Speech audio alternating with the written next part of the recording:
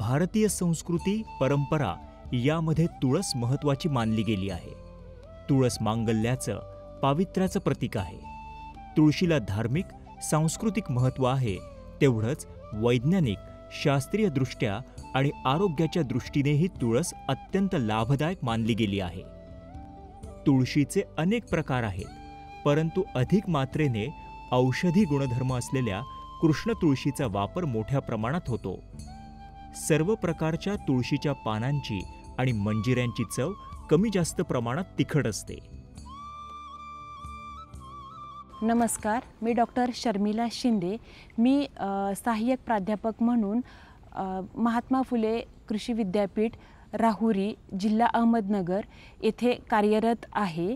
आज आपण तुळशीबद्दल थोडीशी माहिती जाणून घेऊया. तुळस हे एक औषधी वनस्पती आहे. त्याचं शास्त्रीय नाव ऑसिमम टेनिफ्लोरम किंवा ऑसिमम सॅन्क्टम असं आहे व तुळस ही लॅमिनेसी फॅमिलीमधील म्हणजे त्या कुळातील असून तुळशीचे अनेक औषधी गुणधर्म आहेत. ती एक त्रैवार्षिक किंवा द्विवार्षिक वनस्पती आहे. तुळशीचे अनेक म्हणजे सध्या कोरोनाच्या काळामध्ये तुळशीचं महत्त्व अधिकच झालेलं आहे, कारण त्याच्यामधल्या असलेल्या औषधी गुणधर्मामुळे. त्या औषधी गुणधर्मामध्ये तुळशीमध्ये फ्लेवोनॉइड, फेलोनिक अशा विविध गुणधर्म आहेत की ज्यामुळे आपल्या शरीरातील रोगप्रतिकारक शक्ती वाढते. तसेच तुळशी ही अनेक रोगांवर परिणामकारक आहे, जसे सर्दी, खोकला, ताप, संधिवात, क्षयरोग, नेत्रविकार, हृदयरोग अशा अनेक रोगांवर तुळशी ही गुणकारी आहे. तुळशीचे अनेक प्रकार आहेत, जसे की कृष्ण तुळस, राम तुळस, रान तुळस, वैजंती तुळस, लवंग तुळस, कर्पूर तुळस असे अनेक प्रकार आहेत. तुळशीमध्ये साधारणतः अंगना ही प्रचलित जात आहे, जी की औषधी व सुगंधी वनस्पती लखनौ या संस्थेने प्रसारित केलेली आहे. आयुर्वेदात तुळशीच्या पानांचं आणि बियांचं महत्त्व सांगितलेलं आहे. औषधी वनस्पतीपासून तयार केलेल्या काढ्यात तुळस हमखास असते. रोगप्रतिकारक शक्ती वाढवण्यासाठी तुळशीचं सेवन करण्याचा सल्ला दिला जातो. या वनस्पतीचे असे अनेक औषधी गुणधर्म आणि बाजारातील वाढती मागणी लक्षात घेता तुळशीची लागवड आर्थिकदृष्ट्या फायदेशीर ठरू शकते. तुळशीचा काढा आपण नियमितपणे सेवन केल्यानंतर त्याचा आपला मानसिक तणाव कमी करण्यासाठी, आपले वजन कमी करण्यासाठीही तुळशीचा वापर होतो. तुळशीच्या बिया ह्या पोटातील उष्णता कमी करण्यासाठीही उपयोगी होतात. जर अंगणात आपण तुळस लावली तर तुळशीपासून डास, इतर कीटक ही दूर राहतात. अशा ह्या तुळशीच्या सध्या वाढत्या मागणीमुळे शेतकरी देखील तुळशीच्या लागवडीकडे आता सध्या वळत आहे. सर्व प्रकारच्या जमिनीत तुळशीची लागवड होऊ शकते, परंतु खारट आणि क्षारीय माती चांगल्या उत्पादनासाठी योग्य समजली जाते. या वनस्पतीवर रोग आणि किडींचा फारसा प्रादुर्भाव दिसून येत नाही. त्यामुळे कमी लागवड खर्च आणि चांगलं उत्पन्न लक्षात घेता शेतकऱ्यांनी तुळस लागवडीकडे वळायला हवं, असं डॉक्टर शर्मिला शिंदे म्हणतात. सध्या तुळशीच्या लागवडीकडे जो शेतकऱ्यांचा कल वाढत आहे, तर त्याच्यामध्ये लागवडीसाठी साधारण 1 हेक्टर लागवड जर करायची असेल तर आपल्याला 200 ते 300 ग्रॅम बी हे पुरेसे आहे. आणि लागवडीनंतर साधारण 90 ते 95 दिवसांनी त्याचा काढणीचा कालावधी आहे. म्हणजे जेव्हा तुळस ही फुलोऱ्याला येते तेव्हा आपण पहिली काढणी करतो आणि त्याच्यानंतर 60 ते 65 दिवसांनी 3 ते 4 काढण्या काढतात. तर ह्या सगळ्या काढण्या मिळून आपल्याला साधारण आर्थिक जर गणित मांडलं तर लागवडीचा खर्च 1,00,000 आणि त्याच्यापासून मिळणारं उत्पादन हे 2.5 लाख, म्हणजे निव्वळ नफा हा 1.5 लाखापर्यंत आपल्याला मिळू शकतो. त्यामुळे शेतकरी हा फायद्यातही असतो. तुळशीच्या पानांना आणि मंजिऱ्यांना त्यांच्यात असलेल्या तेलांशामुळे सुगंध येतो. या तेलामध्ये सुमारे 70% युजेनॉल नावाचं औषधी तत्व आहे. त्यामुळे सौंदर्य प्रसाधनं आणि औषधं बनवण्यासाठी बाजारात तुळशीला मोठी मागणी आहे.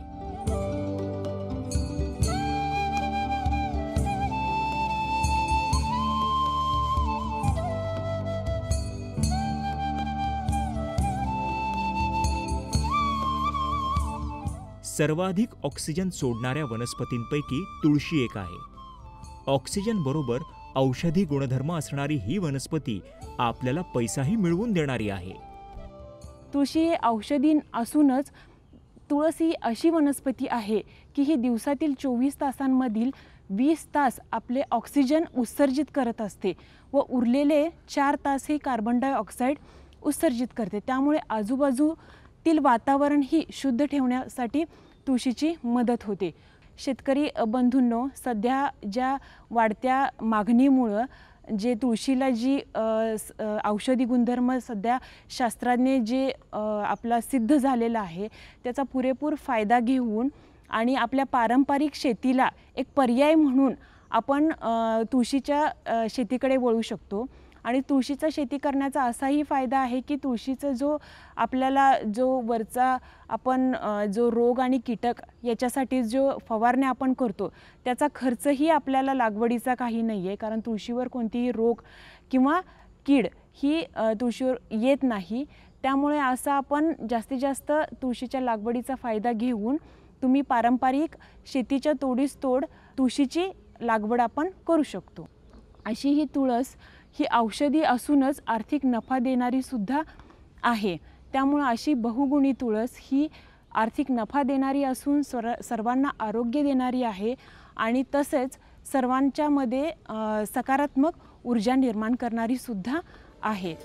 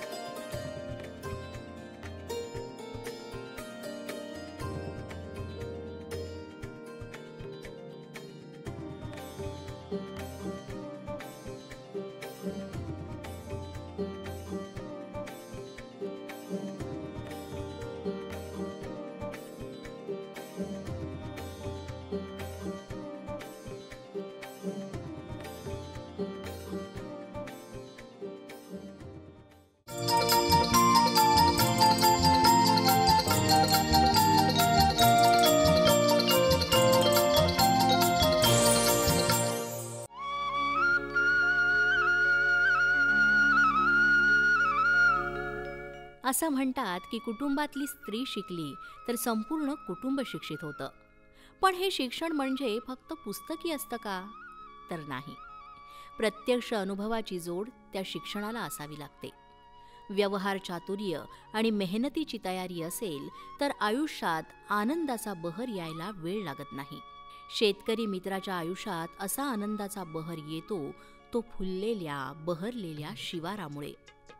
असा बहर शेतामध्ये फुलवून आपल्या संपूर्ण कुटुंबाच्या चेहऱ्यावर सुखाचं समाधानाचं चांदणं पसरवणाऱ्या महिला शेतकरी सविता नाळकर यांची ही यशोगाथा.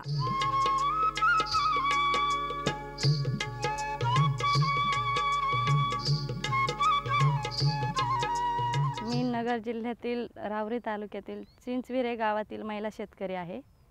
माझ्याकडे 8 एकर जमीन आहे. 8 एकरमध्ये मी 2 एकरचा डाळिंब बाग घेतलेला आहे. त्याच्यानंतर 1 एकर तूर पण आहे. डाळिंबाला मी त्या क्षेत्रात मी शेततळं बनवलेलं आहे. ते शेततळ्यातून मी बागाला पुरेसे पाणी देते ठिबकद्वारे. जर ह्या पिकामध्ये नाही मला जर हे भेटलं तर मी दुसऱ्या पिकातून आम्हाला ते व्यवसायामधून आम्ही पैसा शेतीला पुरेसा होतो आम्हाला. शेतीचं उत्पादन शाश्वत मिळावं यासाठी विविध उपाययोजना केल्या जातात, वेगवेगळे प्रयोग केले जातात. शेतकऱ्यांनी या गोष्टींचा जास्तीत जास्त वापर करून शेती उत्पादन शाश्वत करावं याकरता विद्यापीठाकडून आणि तिथल्या शास्त्रज्ञांकडून वेळोवेळी मार्गदर्शन केलं जातं. एकात्मिक शेती पद्धतीचा वापर हा त्यातलाच एक भाग. याच संधीचा फायदा घेत विद्यापीठाच्या मदतीनं आणि शास्त्रज्ञांच्या मार्गदर्शनानं राहुरीच्या सविता नाळकर यांनी आपल्या शेतीतून शाश्वत उत्पादन मिळवलं आहे.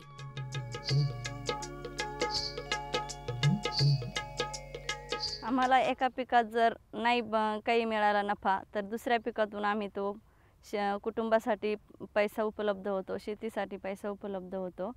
आणि मग एकात्मिक शेती पद्धतीचा उपयोग असा की आम्हाला विद्यापीठाच्या शास्त्रज्ञांनी आमच्या शेतावर वेळोवेळी येऊन मार्गदर्शन केल्यामुळं आम्हाला एकात्मिक शेती कशी करायची तेच सांगितलं. पहिलं आम्ही पारंपरिक शेती करायचो, पुरेसे आम्हाला काही एवढी माहिती नव्हती. पण विद्यापीठाचे शास्त्रज्ञ आल्यानंतर वेळोवेळी मार्गदर्शन केलं, एकात्मिक शेती कशी करायची ते शिकवलं. मग आम्ही आत्ता डाळिंब आणि तूर लागवड केलेली आहे.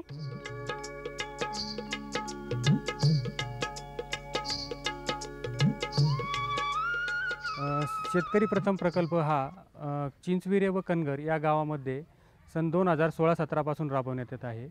प्रकल्प राबवण्यासाठी महात्मा फुले कृषी विद्यापीठाचे कुलगुरू माननीय डॉक्टर के.पी. विश्वनाथा सर, तसेच विस्तार शिक्षण संचालक डॉक्टर शरद गडाख सर यांचे बहुमोल मार्गदर्शन लाभते.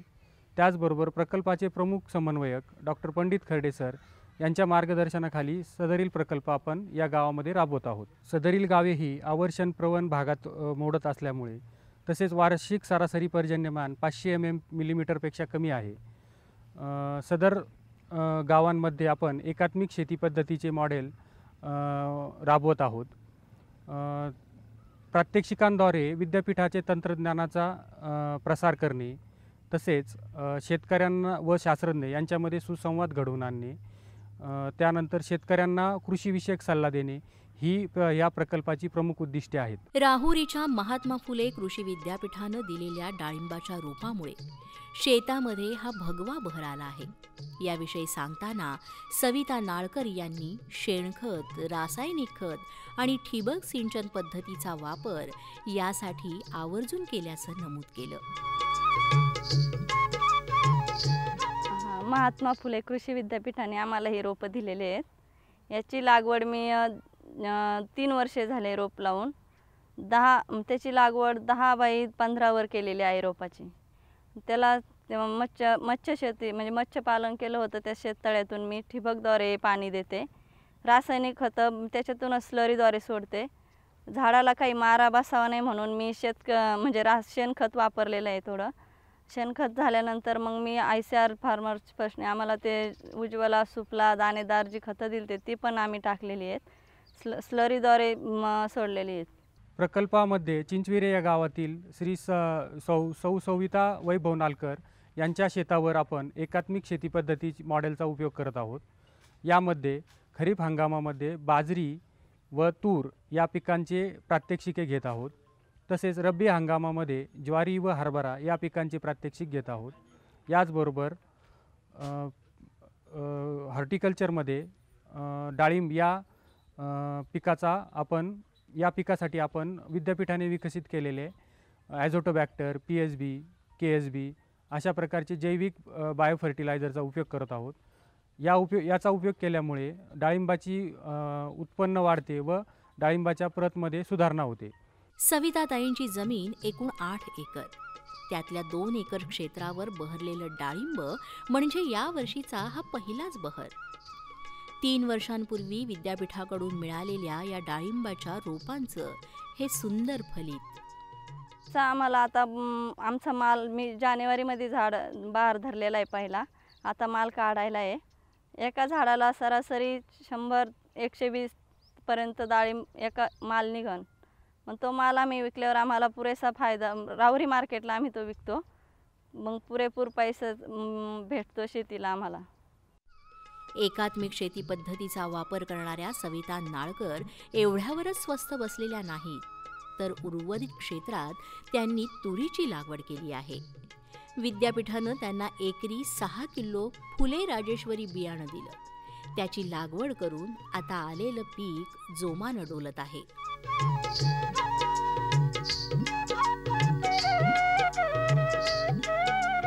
मी उर्वरित क्षेत्रामध्ये 2 एकर तुरीची लागवड केलेली आहे. सुरुवाती मला महात्मा फुले कृषी विद्यापीठाने फुले राजेश्वरी बियाणं एकरी 6 किलो दिलेलं आहे. आणि मग मी शेणखत टाकलं आहे, मग नांगरणी केली आणि पेरणीच्या वेळेस DAPचा वापर केलेला आहे. जूनमध्ये याची लागवड केलेली आहे तुरीची. ती लागवड 6x1 वर केलेली आहे. नंतर मग शेतीत मी 2 खुरपण्या केलेल्या आहेत तुरीच्या. तर तुरीची खुरपणी झाल्यानंतर लिंबोळी अर्काचा फवारा दिलेला आहे. आता 3 महिन्यानंतर मी तुरीचे शेंडे खुडलेले आहेत. आता डिसेंबरमध्ये याची लागवड हे बहार आलेला आहे. लिंबोळी अर्काचा फवारा दिल्यानंतर मग आता चांगला म्हणजे पाणीचं जास्त पाऊस असल्यामुळं गरज नाही भासली. एकच पाणी दिलेलं आहे तुरीला आणि जास्त करून पावसावरच आलेली तूर. आता सध्या बहार आहे तुरीला. डिसेंबरमध्ये तूर काढली जाईल. सविताताईंचा जन्म झाला तो एका शेतकरी कुटुंबातच आणि आता एकात्मिक शेती पद्धतीचा वापर करून त्यांनी विद्यापीठाच्या मार्गदर्शनानं आपल्या संपूर्ण कुटुंबालाच त्याचा लाभ मिळवून दिला आहे. इतर महिला शेतकऱ्यांनीही त्यांचा हा आदर्श समोर ठेवायला हवा. माझा जन्म एका शेतकरी कुटुंबातच झालेला आहे. शेतकरी महिलांना असं सांगणं आहे की एकात्मिक शेती पद्धतीने आपली कुटुंबात कशी वाढ होती. आपल्या एकात्मिक शेती पद्धती जर केली तर आपल्या मुलांना बाळांना कसं वाढ करायची, म्हणजे पैसा पाणी कसं उपलब्ध करायचा. एकात्मिक शेती पद्धतीचा फायदा खूप आहे. माझं असं सांगणं आहे की मी पण एक शेतकरीच आहे. मला शेती केल्यानंतर आधी नव्हतं माहिती, पण जोपर्यंत शेती करत नव्हते तोपर्यंत नाही. आता विद्यापीठाच्या मार्गदर्शनाखाली मी शेतीत जास्त लक्ष दिल्यामुळे माझा पुरेसा फायदा झालेला आहे. तसंच तुम्ही एकात्मिक शेती पद्धतीने शेती करा आणि पुरेसा फायदा घ्या. शेतीचा व्यवसाय म्हणजे निसर्गाची लहर, कधी कोरडा दुष्काळ तर कधी पावसाचा कहर. मग अशा वेळी शेतीला पूरक व्यवसायांची जोड दिली तर शेतकऱ्याला अडचणींचा सामना कमी प्रमाणात करावा लागतो. ही गोष्ट ओळखून प्रयोगशील महिला शेतकरी सविता नाळकर यांनी दुग्धपालन, शेळीपालन, कुक्कुटपालन अशा व्यवसायांची कास धरत उत्पादनाला शाश्वत ठेवलं. मी शेतीला जोडधंदा म्हणून दुग्ध व्यवसाय सुरू केलेला आहे. माझ्याकडे एकूण म्हणजे आमच्याकडे 13 गाय आहेत सध्या. 13 गायांचं दूध म्हणजे एक दिवसाला 70 ते 80 लिटर निघतं. त्या दुधापासून म्हणजे चांगला फायदा होतो. दूध संकलन केंद्र इथं जवळच आहे, त्याच्यावर आम्ही दूध तिथं नेऊन टाकतो. तसेच जोडधंदा म्हणून शेळीपालन बी करते. आम्हाला संगमनेरी जातीचा एक बोकड दिलेला आहे महात्मा फुले कृषी विद्यापीठानं. त्याचबरोबर तसेच कुक्कुटपालन ग्रामप्रिया व्हरायटीचे 60 पिल्ले दिलेले आहेत. ती कोंबडी वर्षाला 180 ते 210 अंडे देते. ते अंडे आम्ही गावातच विक्री करतो. 8 ते 10 रुपयाला ते अंडं जातं. त्याच्यापासून आम्हाला चांगला नफा भेटतो. निसर्गाच्या या लहरीपणामुळे जर एखादं पिकामध्ये पीक खराब झाले किंवा काही आपत्ती आली तर शेतीच जोडधंदा म्हणून दुग्ध व्यवसायाचाही आपण या ठिकाणी उपयोग करत आहोत. यामध्ये आपण त्यांना मुक्त गोठा पद्धत याविषयी मार्गदर्शन केले आहे. तसेच दुग्ध व्यवसायाला जोडधंदा म्हणून शेळीपालनामध्ये शेळ्यांचे उत्पन्न वाढवण्यासाठी शेतकरी प्रथम प्रकल्पाअंतर्गत आपण त्यांना संगमनेरी जातीच्या बोकड पैदाशीसाठी दिला आहे. त्याचबरोबर परसबागेतील कुक्कुटपालन या घटकामध्ये आपण ग्रामप्रिया प्रजातीचे 60 पिल्ले त्यांना दरवर्षी देत आहोत. ही ग्रामप्रिया जी प्रजाती आहे दरवर्षी ती 180 ते 210 अंडे देते. सदर अंड्यांमुळे त्यांच्या कुटुंबास एक आर्थिक फायदा होत आहे.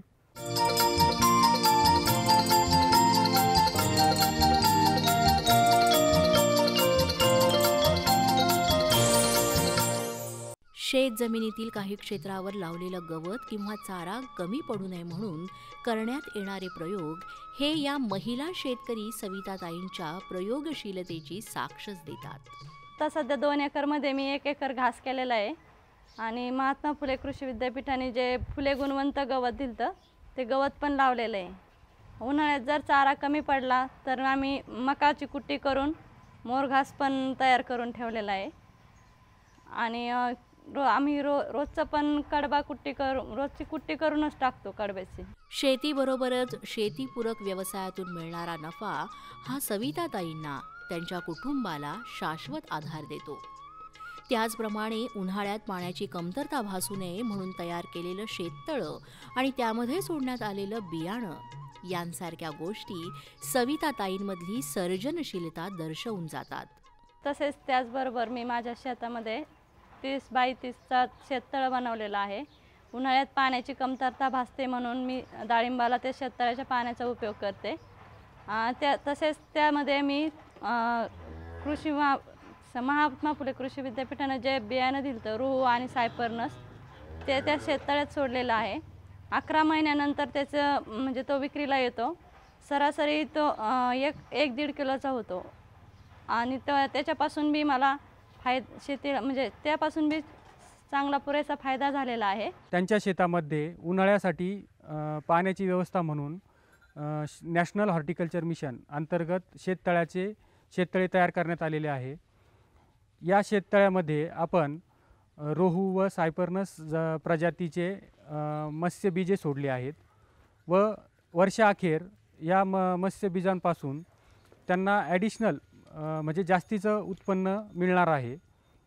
अशा प्रकारे आपण एकात्मिक शेती पद्धतीचा वापर करून सौ नालकर यांच्या कुटुंबाला व तसेच शेतीला आधार होण्यासाठी एकात्मिक शेती ही फायदेशीर आहे. एकात्मिक शेती पद्धतीचा सुयोग्य पद्धतीनं केलेला वापर सविताताईंच्या आयुष्यात अनोखा आनंद घेऊन आला आहे. त्यांची प्रयोगशीलता, मेहनत ह्या गोष्टी नक्कीच कौतुकास्पद आहेत. त्यांच्या याच गोष्टींची दखल घेऊन त्यांना प्रयोगशील शेतकरी हा यावर्षीचा पुरस्कार प्राप्त झाला आहे. अशा प्रकारे मी एकात्मिक पद्धतीची शेती करते. मला हैदराबाद नार्म विद्यापीठाने इनोव्हेटिव्ह फार्मर्स पुरस्कार दिला. सर्व शेतकरी बांधवांना माझी विनंती आहे की त्यांनी एकात्मिक शेती पद्धती मॉडेलचा उपयोग करून आपल्या कुटुंबाची व आपल्या शेतीचा विकास करावा. सविता नाळकर यांची ही यशोगाथा पाहून असंच म्हणावंसं वाटतं की कष्टाची तयारी असेल तुमची तर त्याचं चीज होईल नक्की आणि फुलणाऱ्या पिकानं ओले त्या मृदगंधानं हळूच गवसेल आनंद कुपी.